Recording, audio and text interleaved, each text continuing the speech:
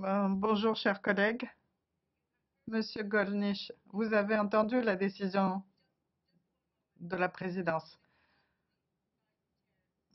du vice-président.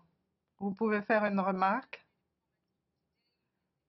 Si quelqu'un a fait un commentaire aujourd'hui dans le cadre de la session de ce matin, c'est seulement dans ce cas-là que vous pouvez intervenir. Ok, et merci Madame la Présidente. Dans ce cas, j'abandonne la motion.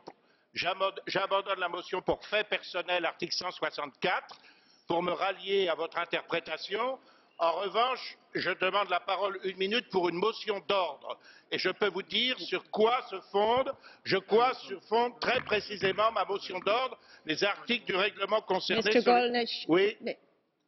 Monsieur Gollnisch, je ne peux pas vous donner 1 minute de temps de parole, juste avant les votes. Donc, je vous demande de respecter cette décision. 12 et 186, ainsi que sur l'annexe 11. Sorry, Mr. Gollnisch. Désolé, Monsieur Gollnisch.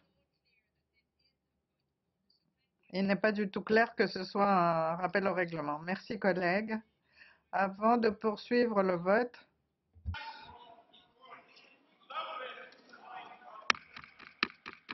Mr. Gollnisch, please. je vous en prie, Monsieur Gollnisch, rasseyez-vous. Collègue, j'ai une communication à vous faire. J'ai reçu de la part de la GUE-NGL et les groupes SED des demandes de modification concernant les membres dans les commissions et les délégations interparlementaires. La liste de ces changements figurera au procès-verbal de cette séance. Si aucune observation n'a été présentée jusqu'à l'adoption du procès-verbal, ces changements et nominations seront réputés adoptés. Merci. Nous passons au vote. Premier vote par appel nominal. Oui, je vous en prie. I beg your pardon. I would now. Madame Jiménez. Merci beaucoup, Madame la Présidente. Je voulais profiter que l'hémicycle est plein pour rappeler qu'aujourd'hui, c'est la journée européenne des victimes du terrorisme.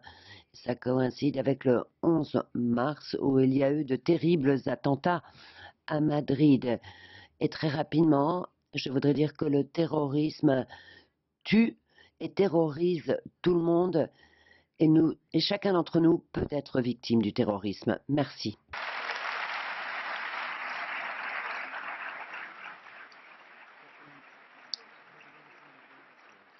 Thank you for that. Merci pour cette remarque importante. Notre collègue Forenza rappelle au règlement. Forenza, Madam, I beg your pardon.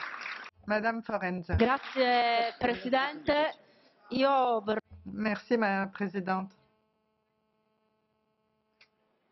Je voudrais invoquer le règlement concernant le comportement raciste de la part d'un député de ce Parlement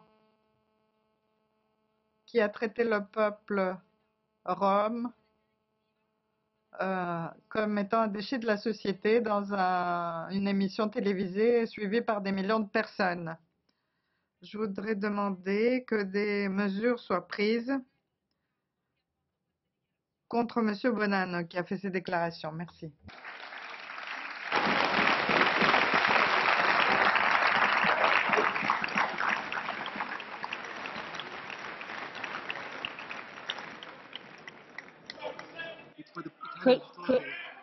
Could I please?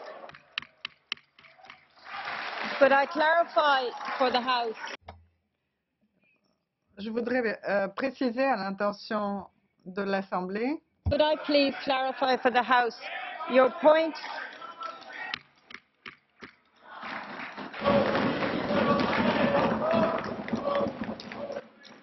Okay. Mr. Gollnisch. Oui, Monsieur Gollnisch, reprenez votre place, s'il vous plaît. J'ai quelque chose à dire et vous pouvez peut-être m'écouter. Alors, pour réagir à ce qu'a dit Madame Jiménez, je dirais que le président a déjà fait une communication sur la question. Et merci en tout cas d'avoir soulevé cette question. Nous pouvons passer au vote, chers collègues.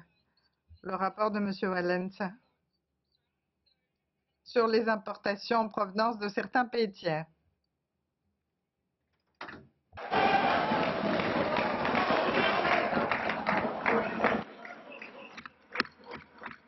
Okay. Mr. Golnish. Monsieur Gollnisch, je vous demande s'il vous plaît de m'écouter une minute. Je vais demander à nos services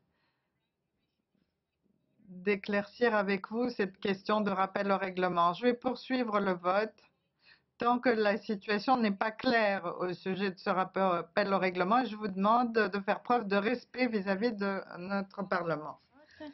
Monsieur Golnisch, j'ai bien compris ce que vous vouliez dire. Ça ne relève pas tout à fait du règlement intérieur, mais je vais vous donner la parole pour que vous puissiez vous exprimer. Allez-y. Madame la Présidente, je constate que vous avez donné la parole pour des motions d'ordre sur des sujets qui n'avaient aucun rapport avec le règlement de l'Assemblée, aucun rapport avec les débats de ce matin, y compris pour mettre en cause l'un des parlementaires de cette Assemblée, et que, alors que je vous indiquais de façon très précise sur quel point du règlement je fondais ma motion d'ordre, vous m'avez infligé une enquête assez étonnante. Alors venons-en au fait. En arrivant à Strasbourg, mes collègues, nos assistants et moi-même avons eu la stupéfaction d'apprendre par la presse que le président Schulz nous mettait publiquement en cause à quelques jours des élections françaises, dans les médias les plus hostiles, demandant à son amie la ministre socialiste française de la Justice de nous poursuivre avant même qu'ait commencé l'enquête de l'Office européen qui l'avait saisi. En violation de tous les principes du droit et des usages parlementaires, il n'a même pas daigné nous entendre avant de rendre publiques ces accusations. En violation du paragraphe 4 de l'article 2 de l'annexe 11 relative aux enquêtes internes, il a enfreint délibérément l'exigence de confidentialité qui s'imposait à lui. En violation de l'article 5 de la même annexe, il a enfreint l'obligation de nous informer.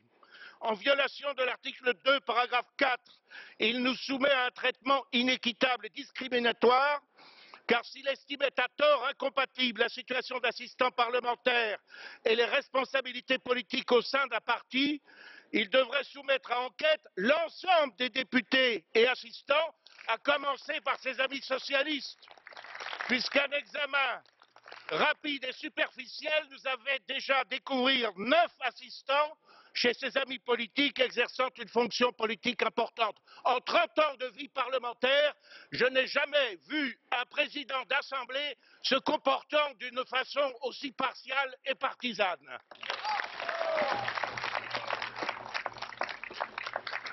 Thank you, Mr. Golnish. Merci, Monsieur Golnisch. Je transmettrai votre message au président.